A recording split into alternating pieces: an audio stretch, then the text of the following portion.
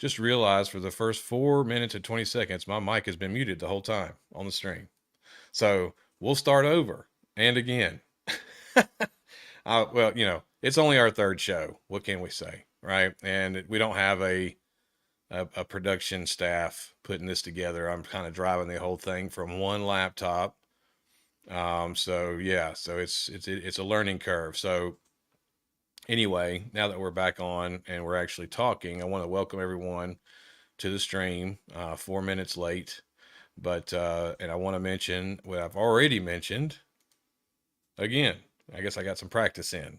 So I want to make sure that everybody be sure to like and follow the channel and enable notifications because we're going to do a regular show on Friday nights around 10 o'clock, and we will have basically a set. We'll have some news, but we'll also have kind of a set topic that we're going to discuss for the show. Which is not uncommon with podcasts. I'm sure everybody's familiar with that format. So we're going to kind of do that on Friday nights at 10. In between Fridays, we're going to do these impromptu or on the fly shows where we just kind of start streaming around 9:30 somewhere in that neighborhood, and we just go until until we decide that we've gone far enough, I guess, or long enough. But basically, we'll also use that time to bring on guests, different guests that may not be able to appear on a Friday show or what have you. Maybe just their schedule doesn't lend to it, right? So we'll be doing some impromptu stuff with guests on. So that's why you want to make sure that you enable notifications, because if you don't have notifications enabled, you're not going to know that we're going live unless you just happen to be there watching a channel, or you're always on Rumble, or you're always checking out the page for a live show. So just make sure you enable those notifications. I also want to take time to re-mention, if you want to participate in the show, you can give us a call. Our number is 762-268-1605, and you can dial that number and I can put you on the air, on the stream, and you can participate in the podcast. So we can talk about whatever you'd like to talk about. If you have some topics you want to cover or something that you want to discuss. I don't know everything. I don't pretend to know everything. So if you have something to offer to the conversation, I encourage you to call. Now, when you do call, it will ask you for your name, and you'll have to provide your name as a call screener. And then when I answer the call, I'll have to accept the call, and then we'll put you on the stream. So just keep that in mind. If you're interested in possibly doing an interview or being a guest on the show, you can email us at dixie.shank@protonmail.com, and then send me your information. We can discuss in email and figure out when you'd like to be on, what you'd like to discuss, kind of plan it out. And if you can't do it live, we could do a recorded show, or a recorded segment or interview, and then play that back on a stream. So just keep that in mind. Now we also, another housekeeping item, we are streaming to Rumble, Twitter, or X, and YouTube. We'll do about the first 15-20 minutes, and I realize I burned up an extra 4 minutes of that 15-20 with my mic muted, but you live and learn, right? So, but about 15-20 minutes into the show, what we'll do is we'll move over to exclusively to Rumble and X. And we're going to be dropping YouTube. So we'll be live on YouTube for about 15-20 minutes. Of course, you can watch those segments as well, but we also have in the description our profile and address, or how you can find us on Rumble. So you would just hop over there, and click the live stream, and you'll be back on the podcast and be able to hear the rest of the show. So just want to make sure everybody is aware of that. I will be putting up a warning that we're getting ready to drop YouTube, so it'll be up there for everybody to see. But yeah, if you want to get in touch with us, you can email us at dixie.shank@protonmail.com, or you can give us a call on the stream. Now we won't answer the phone if the stream's not live. So if you call and it's not live, then you're not going to, nobody's going to answer. I'm sorry to say. So, but if you call while we're live, I'll definitely answer and accept the call or whatever. I'll listen to your name or whatever you decide to say you identify yourself as. I hate to say that out loud. But yeah, so give us a call. Now, normally at this point, we don't really have, like I said, we don't really have a worked out format, but we do have some news to discuss uh, that's just occurred in the past little while.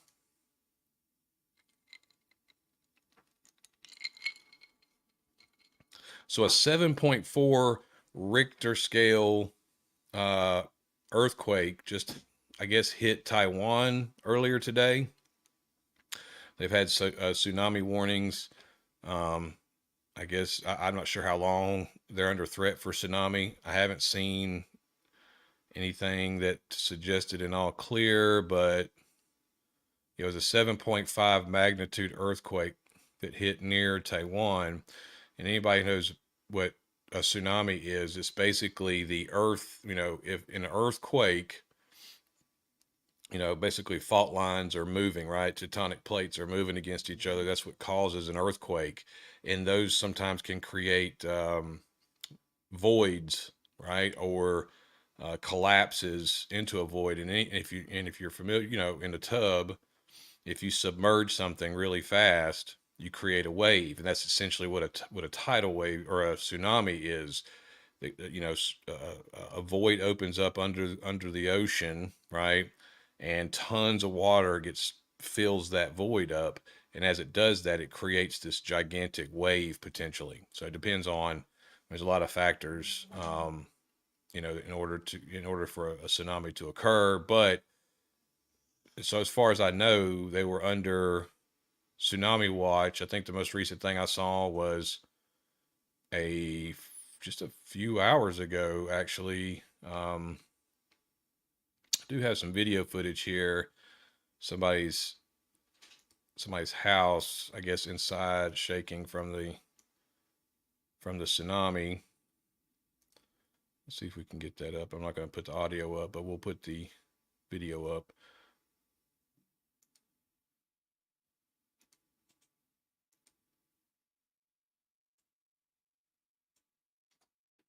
Well,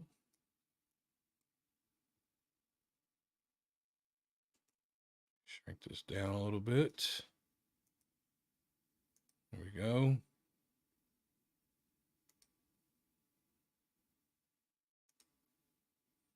Yeah, so you can see stuff shaking off the shelf. 7.5 Richter scale. I'm not sure what happened there. I haven't watched this whole video. Maybe they're. Oh, we're back. I guess it's over. All his stuff fell down. Yeah, there was some other video footage I'd seen, some photographs of uh, collapsed buildings in Taiwan. Here we have another video. Oh my gosh.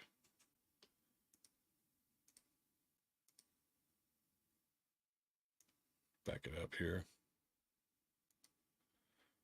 Yeah, it looks like it's an external web camera that somebody's filming out across the city.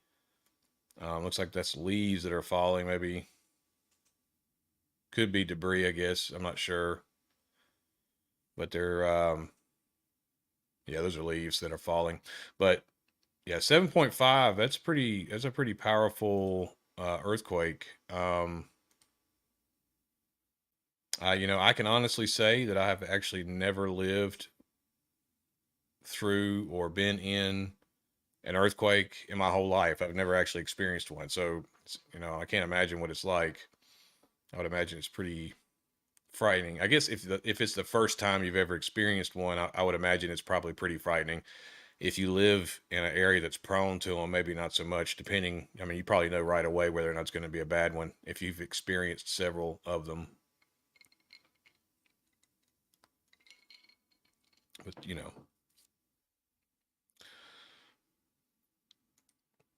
in other news, looks like yesterday there was, or yeah, actually earlier today, there was some news. If you have an AT&T phone, or you were with AT&T, you might want to be careful, or at least get some type of identity theft protection or dark web monitoring, because looks like 73 million AT&T customers' personal data posted on the dark web, the company says. So they had a press release where they were talking about 73 million AT&T customers. That's a lot of people have had their information posted on the dark web. So I would advise you, if you don't already have one, maybe get some type of dark web monitoring, identity theft protection. I mean, of course, it's kind of hard to protect yourself when the people that you're doing business with uh,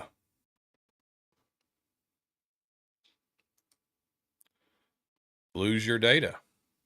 I mean, isn't that crazy, man?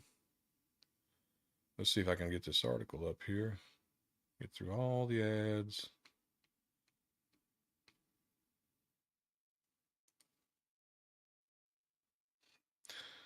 Oh, that's interesting. This story is BBC News. And then with all the discussion about Black Swan events and hacking, cyber attacks, and stuff like that, does not really help instill confidence in people's minds when um, you're basically. Oh, we've got an ad. Okay, we are on the wrong tab. But yeah, it doesn't really instill confidence in people's minds when you're somebody you're doing business with, that you're entrusting with your account information to. AT&T data breach. Millions of customers caught up in major dark web leak. This article was published 3 days ago. Personal data belonging to 73 million current or former AT&T customers has been leaked online. Information including addresses, social security numbers, and passcodes. Wow. Was published on the dark web, the U.S. telecom giant said. AT&T said it had not identified evidence indicating the data had been stolen, but had brought in cybersecurity experts to investigate, meaning they don't know what the fuck happened. They just lost your stuff. They don't care. They have to release this because their insurance company that covers them in cases like this requires them to make a public statement, more or less. But I will say this: if you have an AT&T device or an account, I would, you know, make sure that you're not using the same passcodes. And when I say passcodes, that's that secret challenge number combination that you have to give them to verify your identity. And it just says passcodes. That could be also voicemail passcodes. I don't know. So you want to keep in mind that if you're reusing a passcode, so for instance, it's the same number as your bank PIN or whatever, I would encourage you to change those numbers. And in the future, don't use the same PIN number on everything. Stay away from that. That's bad news.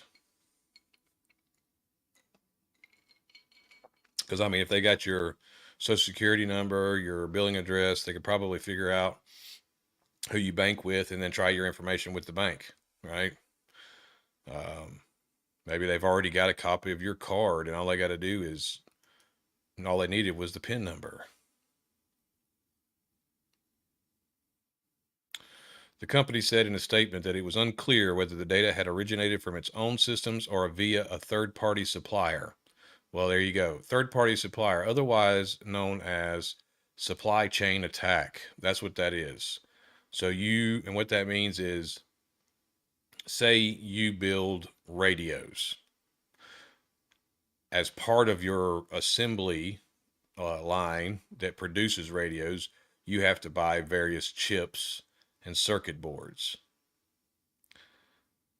One of the companies that you buy a chip from happens to get compromised, and somebody installs a Wi-Fi card or something in that circuit board unbeknownst to the company that's selling it to you. Or maybe even they know.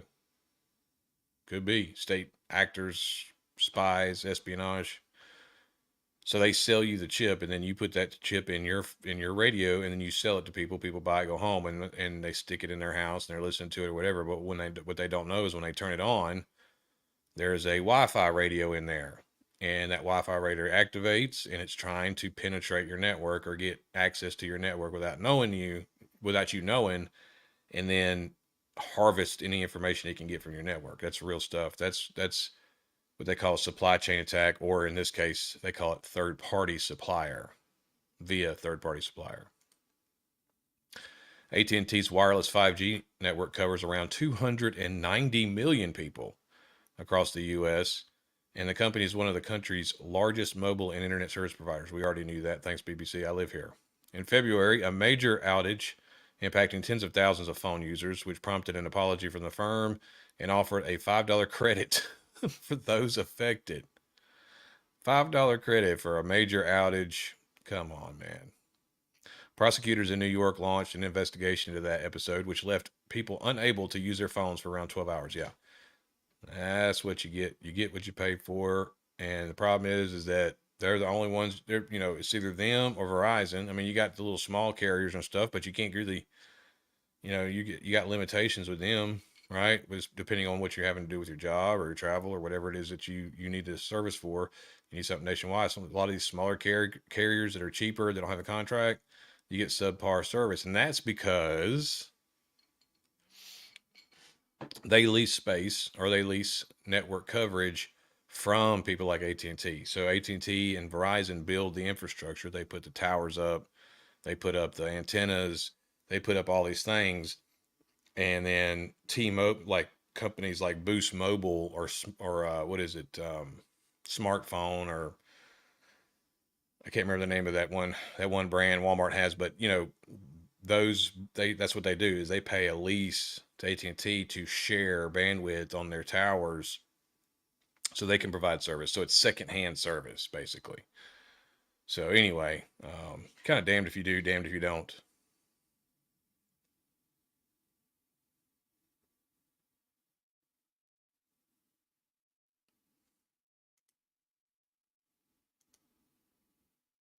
So yeah, 73 million AT&T customers' personal data on the dark web. So in other news, Donald Trump Jr., he's got a podcast called Triggered, and he was out there the other day and he was talking about how uh, he's basically talking about the crash, the barge crash that hit the bridge, that collapsed the bridge, and how he believes it's a cyber attack because of how the power went out. It started veering towards that place. Power came back on, and he says he thinks that it looks like that the captain and the crew were trying to correct the course, and then the power went out again and really turned it right back to running into the thing, which is kind of interesting because that's kind of what I saw when I was watching it. It looked like every time the power went out, it turned more sharply towards the pylon that it ultimately hit. So it's an interesting theory. Of course, none of us know. I don't know exactly what happened. I mean, I know what I saw on the video, much like all of us. But as far as what was the real reason behind what happened, I doubt we'll ever know. Maybe one day, when we're in retirement homes and our kids are grown and have grandkids of their own, if we're still, I mean, basically, no, we'll probably never find out what really happened, just like we'll never find out the answers to a lot of questions that they've refused to tell us.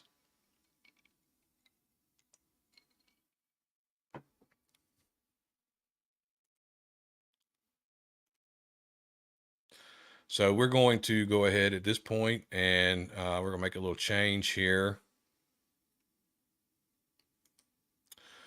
We're going to give it about 20 seconds, and then we will be sadly dropping YouTube. But while we're waiting to drop YouTube, please check out in the description. You can join the link and follow us over on to either, you can find my profile at Dixie Shank on X, and I'm streaming live on there. And you can also find us on Rumble. The link to our profile or our channel is in the description of this video on YouTube. So, you can click the link, come over there, and we'll continue to stream, and watch the rest of the show live. And so we do appreciate everybody from YouTube listening, and we will see you on the next episode. Everybody, see you over in Rumble, see you over on X.